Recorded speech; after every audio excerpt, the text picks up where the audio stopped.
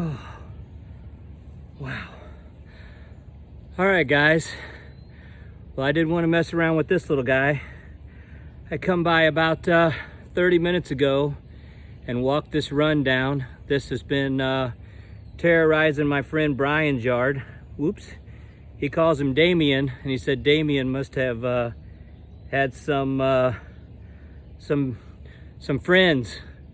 But hopefully this is going to clear up a mess that has been going on for quite a while. He was pretty excited that his yard had been greened up with all the rain, and then here this mole was coming and doing a lot of excavating. Well, God bless you all from the Mole-eliminator.